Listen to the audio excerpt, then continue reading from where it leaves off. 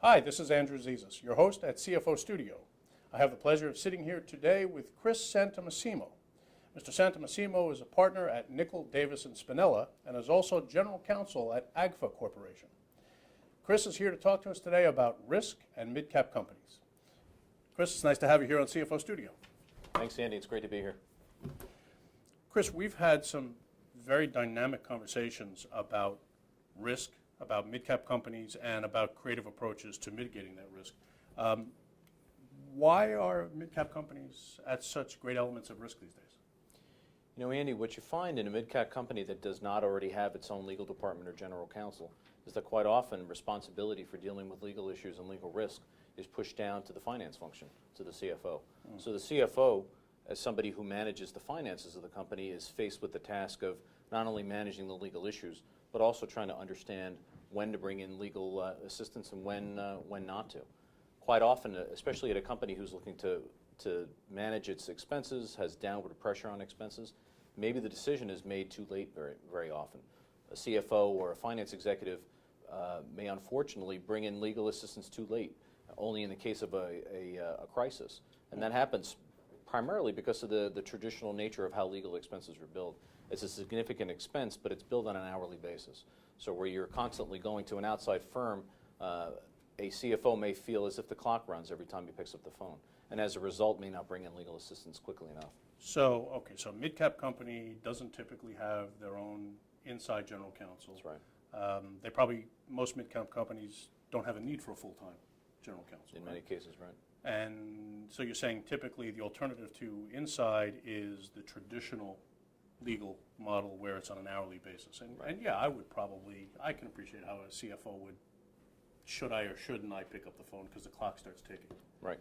So then how does a finance executive, who by the way is not a legal expert, but you're right, it defaults to him, how does a finance executive know when to bring in legal counsel? You know, unfortunately we find that many mid-cap companies, when they're buying legal services in this way, bring them in far too late, and they bring them in only in the event of a crisis. Yeah. So what you don't have is somebody who sits at your executive table, understands the business issues that you face on a daily basis, counsels you through day-to-day issues, and helps you manage risk that way. They're only brought in when there's a piece of litigation or an investigation or something that absolutely demands legal services. So you're saying most mid-cap companies are viewing legal counsel, those that don't have internal general counsel, they're viewing legal counsel as a fixer to a problem after the problem occurs, right, as compared to someone who can maybe see it coming. Exactly. I think a good general counsel who's sitting at the executive table is able to foresee issues, should be able to anticipate the risks and fix them while the issue is still smoldering, or before it really damage control in advance. Exactly right.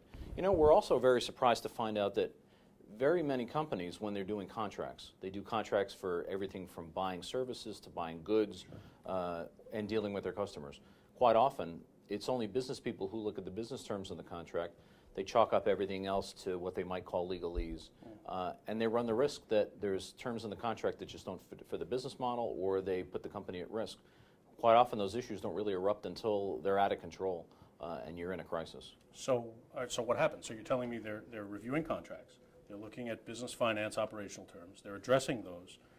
They're not addressing legal terms very often, and they're just kind of chalking it up. We'll worry about it later. Right. So what happens in a case like that?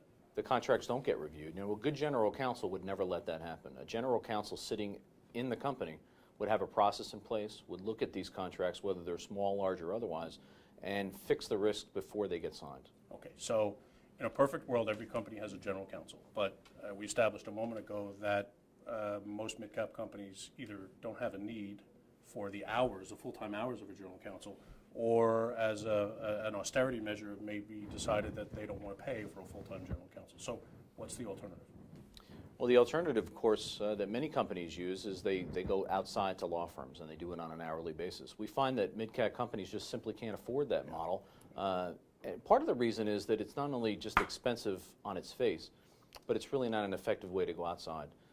I think an executive is less likely to seek the advice that he wants and just maybe make a decision from the hip when they have to worry about the clock running all the time. Okay, so, and I see that, and I think I see it in a lot of companies that we know. You've talked to me about an alternative to inside general counsel and an alternative to the traditional hourly billing. And I believe you call that outside general counsel. Right. So how does that work?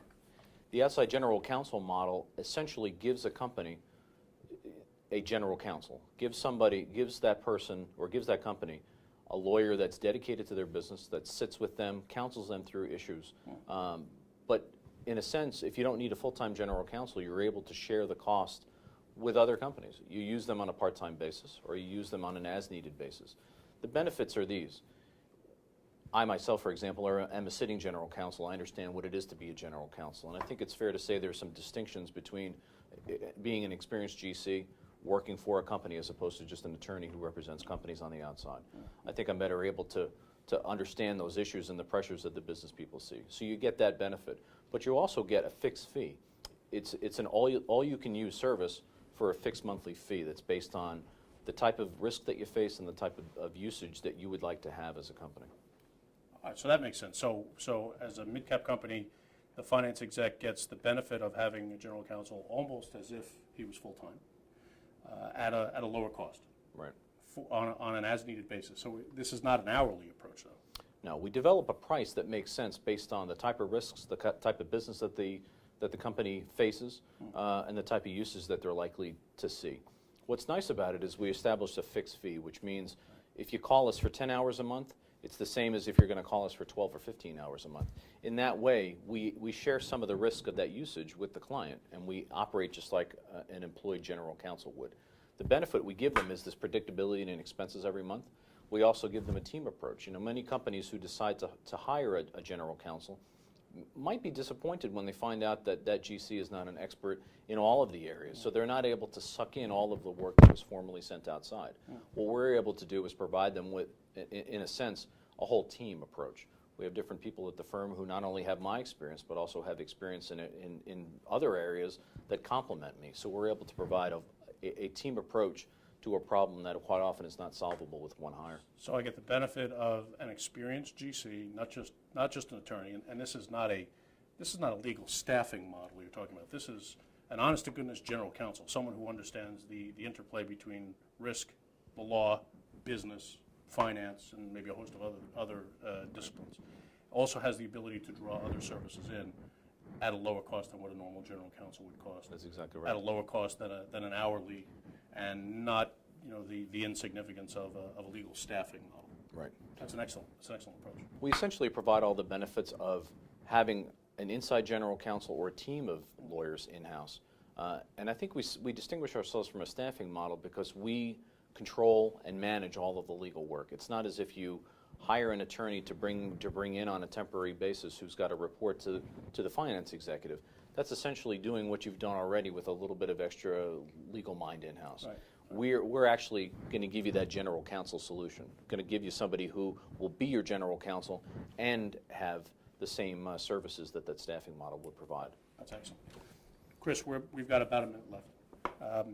If you had to leave your viewers with one thought, a hot item for 2011, in a nutshell, what would you suggest that they focus on? What would finance executives be best to focus on in 2011? You know, the issue that we speak to a lot of our clients about these days is ethics and compliance, or corporate compliance. You know, many companies don't realize that if they're selling to the federal government or they're doing various things with the federal government, like being a Medicaid, Medicare provider, there are specific regulations that require them to have in place this ethics and compliance program, which is a program that helps them ensure that they're going to operate in an ethical way and follow the law. And it also insulates them from the effects of criminal behavior by individual employees of the company.